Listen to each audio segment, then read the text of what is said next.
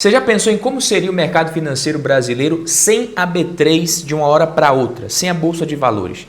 Não, né? É óbvio que não, porque esse é o tipo de ideia que ninguém em sã consciência perderia tempo pensando, eu imagino, mas já adianto aqui que seria um caos completo. Seria a loucura as ações da B3, que é a única Bolsa de Valores do Brasil, pelo menos até o ano passado, comecinho desse ano, em operação, despencando mais de 50% desde a máxima. Até agora a gente tem queda de 55%. Então eu estou falando aqui de uma queda de mais de 50% mais uma vez, isso é metade do valor de mercado da empresa. Então, ladeira abaixo, a empresa deve estar se perdendo, os fundamentos, certo? Nem sempre. Então, muito investidor, o mercado financeiro ele é um jogo e nesse jogo, quem se apega à cotação e ignora os fundamentos perde. É isso que eu tenho para te falar. Então, aí eu te pergunto, será que tem algo errado que você não percebeu ainda na Bolsa de Valores, na B3?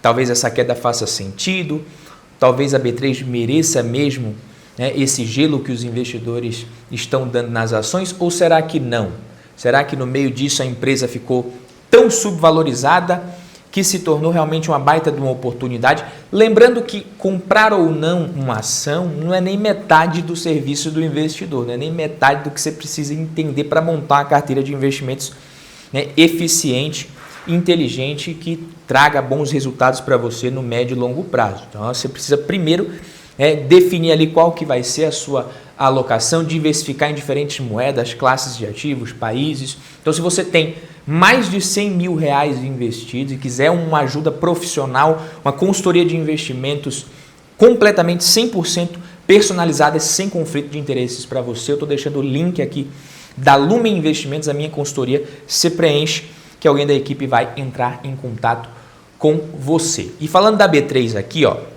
eu não sei, né, quem já era investidor na época ali em 2019, né, mas o mercado brasileiro ele estava ali meio que num boom em ações, fundos imobiliários, os investidores passaram anos esperando por aquela alta ali, e tudo isso impulsionado por uma taxa Selic que vinha em queda constante, economia meio que nos trilhos, então muita pessoa física entrando na bolsa sem parar, o número de investidores crescendo, como você sabe, depois a gente teve pandemia, de forma avassaladora, lockdown, medidas emergenciais, isso fez com que o Estado aumentasse ainda mais os gastos. Aqui no Brasil a gente teve iniciativas, né, que elevaram a dívida pública, inclusive foi ano de déficit.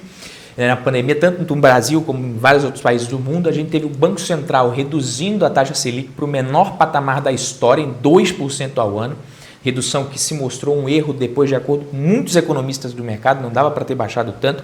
Esse período de política monetária mais frouxa trouxe um alívio temporário ali para muitos setores, mas isso causou desequilíbrios que até hoje a gente está enfrentando. A inflação disparou não só aqui no Brasil, como no mundo inteiro. Tá? Em resposta, o Banco Central começou ali um movimento brusco de alta na Selic. Selic chegou a bater 13,75% no topo do ciclo, começou a cair, agora está subindo de novo. O governo mais uma vez ali mostrando que Brasil é Brasil, situação fiscal nada boa, então isso explica um pouco da desvalorização das ações da B3 nesse período, mas tem um X nessa questão que pouca gente está de olho, pouca gente está prestando atenção. Como a renda variável apanhou muito nos últimos anos, muitos investidores acabam tendo essa visão da B3, né, de que a empresa está sofrendo demais, tá? Praticamente ele vai dar só prejuízo, com as ações caindo, fundos imobiliários também, essa receita que a empresa tinha dessas classes de ativos ela é muito prejudicada e com isso a empresa fica menos rentável. Olha, de certa forma essa percepção ela é verdadeira, tá? Mas é aqui que entra a resiliência da B3, né, que tem vários outros negócios, diferentemente do que muita gente imagina, ela não depende exclusivamente de renda variável, de ações, fundos imobiliários, da negociação desses ativos, apesar de ser a classe de ativo mais importante na receita, mas a B3 ela tem um portfólio de receitas diversificado. Isso inclui 4 frentes diferentes. O que a gente tem aqui quando a gente observa a receita da empresa? Obviamente, é toda dependente do Brasil, 100%, mas você tem aqui mais de 57,8% segmento listado, só que você tem tecnologia e dados, balcão, infraestrutura e outros. Então, de certa forma, é sim uma receita bem diversificada. Todos esses 4 principais negócios aqui que geram receitas para a B3. Ou seja, esse é o X da questão que pouca gente, como eu disse, leva em consideração. A B3 ela lucra, né, com o mercado, inclusive o mercado de renda fixa também, produtos financeiros, Tesouro Direto, CRI, CRA, debênture e por aí vai. Só para você ter uma ideia, no último trimestre a receita total da B3 cresceu 8,9%, bateu esses 2,7 bilhões aqui, sendo que desse total ali, o segmento que inclui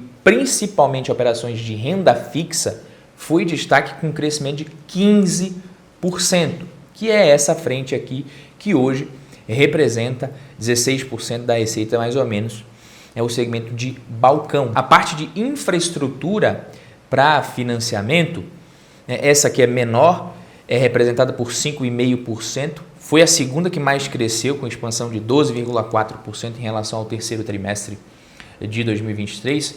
O segmento de tecnologia e dados cresceu 10,4%, equivale a 20% da receita, como eu falei. Isso aqui tem potencial de crescimento também, significa que ela está investindo nisso, está colhendo os resultados. Se você der uma olhada aqui, em questão de margens, a B3 é uma empresa que tem margens muito elevadas. Você tem uma margem bruta de quase 100%, uma margem líquida de 41,48%. É uma empresa que tem boas margens e boa rentabilidade. Então, nos últimos anos, o ROI da empresa se mantém elevado.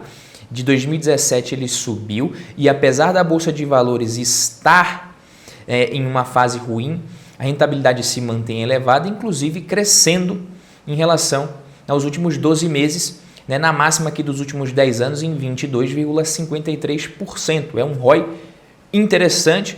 Isso mostra que nos últimos anos a B3 ela conseguiu fazer o dever de casa e se tornar um pouco menos dependente do crescimento do mercado de ações. É claro, devido ao tamanho que a empresa tem hoje em relação ao número de investidores, ela consegue ter uma receita também menos volátil, mas rentabilidade aqui, em termos de rentabilidade, é uma empresa muito rentável. Então, é um desempenho muito robusto, a B3 se adaptando e prosperando mesmo em diferentes cenários econômicos, tá? Enquanto renda variável está sofrendo dificuldades, você tem outros segmentos que estão ajudando ali a compensar de outras formas. E aí isso leva a gente para um ponto interessante de que o investidor, ele não pode analisar a B3 como uma empresa unidimensional, ela tem capacidade de gerar receitas em diferentes frentes, em momentos de euforia, depressão no mercado.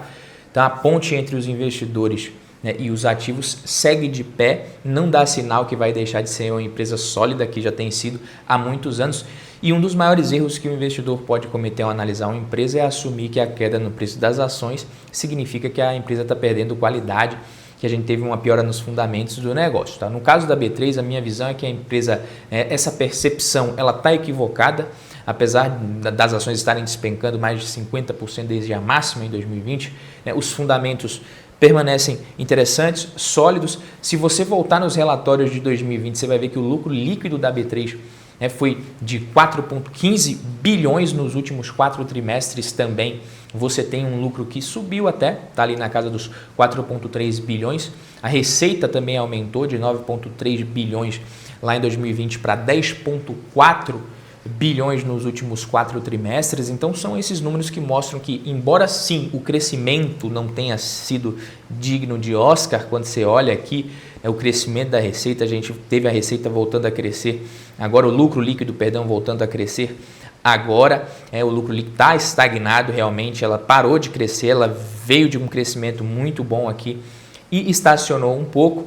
Você tem a receita da empresa também, que veio crescendo bem e parou, estagnou e agora volta a crescer. Então a empresa que era precificada para crescimento naquele momento, que agora está sendo precificada praticamente como uma empresa de dividendos, porque você vê esse P sobre L, 12,37 vezes, não é nada demais, um PVP que está bem abaixo da média também, e aquele dividend yield de 3,63%, que há controvérsias, a gente vai falar disso também, mas o PVP que já foi de quase 5 vezes aqui, está aqui na casa da média histórica. O PVP da B3 veio subindo e você percebe que em momentos como esse é natural que ela seja negociada a múltiplos menores. Ganhar dinheiro mesmo é quem sabe comprar uma ação boa e barata nesse momento eu acho que as ações da B3 estão baratas para quem pode esperar, para quem tem perfil. Então, o resumo da obra é esse. O preço caiu, a qualidade do negócio se mantém, permanece. E outro fator de crescimento que tem sido ignorado é o número de investidores na Bolsa de Valores. Tem tudo para crescer no longo prazo, por mais que possa levar tempo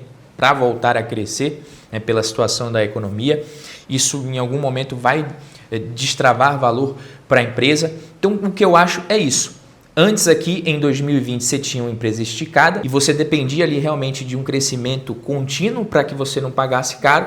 Agora eu já vejo muito mais margem de segurança. As ações já estão precificando aqui uma estabilização e, pelo contrário, a empresa pode entregar um crescimento e surpreender com um crescimento maior a qualquer momento, e isso pode beneficiar quem comprar e tiver paciência. Falando aqui de dividendos, questionada sobre, antes de falar sobre os dividendos, falando ali sobre o risco de uma concorrente, questionada sobre enxergar a Bolsa de Valores do Rio de Janeiro como um potencial concorrente, o que a B3 falou? A gente já vive num ambiente extremamente competitivo, a gente tem um mercado internacional que muita gente esquece, mas muitas empresas brasileiras decidindo abrir capital lá fora e não aqui. E essa receita que seria para a B3 não é. Então isso já é concorrência. Então, se alguém decide negociar lá fora, a B3 perde esse fluxo. Então, não é novidade para a empresa ter concorrência segundo a sua própria gestão.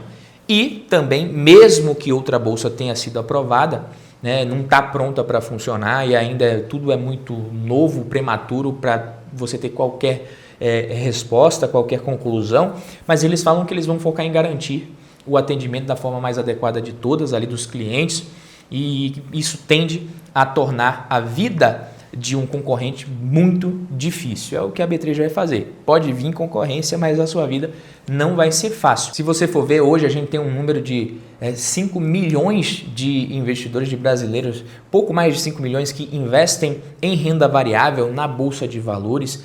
Esse número é muito baixo em comparação com outros mercados. Então tem tudo para crescer. É claro, você vai ter crescimento, vai ter alguns momentos de estagnação nesse crescimento, alguns momentos de maior crescimento e de investidores que continuam investindo depois que eles conhecem esse mercado. Então, normalmente, o investidor ele conhece na fase boa, quando o mercado está subindo, muitos saem e outros continuam. Então, visando atender esse público, a B3 ela pode conseguir um bom crescimento e, inclusive, com escala e eficiência. A projeção de distribuição de resultados, segundo eles, é de 90% a 110% do lucro que eles vão distribuir via dividendos, via JCP, juros sobre capital próprio e recompra de ações. Só para você ter uma ideia, só em 2023 a B3 ela distribuiu 1,35 bilhão em JCP, 1,2 bilhão em dividendos e a gente viu a empresa recomprar 2,49 bilhões em ações, isso em recompra de ações. A B3 tirou 3% das ações em circulação no mercado num ano só. Nos últimos 5 anos, ela tirou ali 10% das ações em circulação. Muita gente não fala disso e não menciona isso quando a gente está falando de dividendos. Então você olha aqui, em 2024, ela recomprou 3,543 bilhões em ações e em proventos 1,65 bi.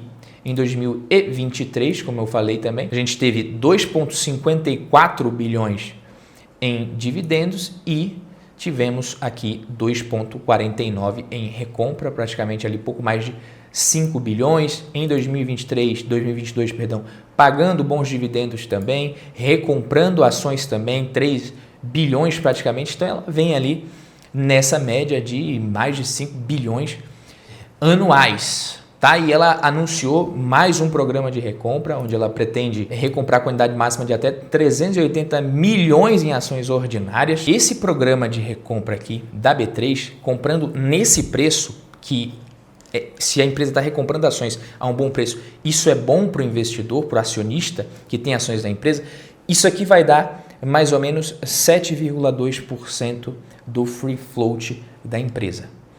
Então, está muito barato, está num bom momento e tudo isso daqui pode significar que quem é acionista da B3, quem está comprando a bons preços, vai ter um bom retorno nos próximos anos. É claro, ela tem riscos que podem impactar o desempenho no longo prazo e é claro que o preço das ações reflete isso hoje, porque você vê em queda. O risco da criação dessa nova bolsa de valores, que eu já comentei aqui para vocês, está prevista para iniciar as operações no segundo semestre desse ano, é um risco.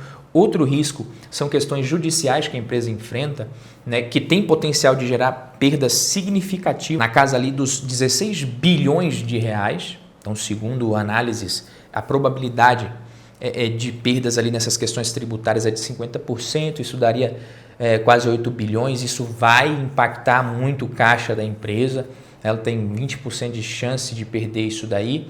Então, se a gente tiver esse risco confirmado, isso pode drenar muito o caixa da B3, poderia comprometer inclusive a capacidade dela de continuar pagando dividendos e recomprando ações nos próximos anos. É um risco. Então, tudo isso está batendo no preço agora. Só que levando em consideração o cenário pessimista em relação ao acontecimento desses riscos, a empresa está com uma boa margem de segurança. Ela está negociando aqui a 9,83 e você pode receber dividendos comprando por esse preço aqui e obter uma valorização ali sendo realista. Se as ações baterem a casa dos R$15, você vai ter mais de 50% de ganho de capital. 2025, é óbvio, não vai ser fácil esse ano para a Bolsa de Valores, né? O mercado de ações, a B3, ela está muito posicionada apesar disso, e em setores, em segmentos que devem performar ao longo desse ano, como é o caso do segmento de balcão que eu falei, que vai seguir se favorecendo ali da taxa de juros maior, mercado de renda fixa. Então eu vejo margem de segurança e dividendos aqui nessa empresa. E a questão da recompra de ações, que é muito benéfica para o acionista no médio e longo prazo, principalmente a preços descontados e que muita gente não está se ligando hoje. Agora eu quero saber a sua opinião, o que você acha da B3, você acha que faz sentido, que não faz, é muito arriscado, tem opções melhores na Bolsa de Valores, esse dividend yield aqui muito baixinho, a gente precisa dizer que há controvérsias, como eu falei aqui, a gente não está levando em consideração talvez as recompras nesse caso, então o investidor ele precisa ficar de olho nesses detalhes. Mas e você, o que você acha da B3? Deixa aqui nos comentários, a gente se vê no próximo vídeo, tamo junto, valeu!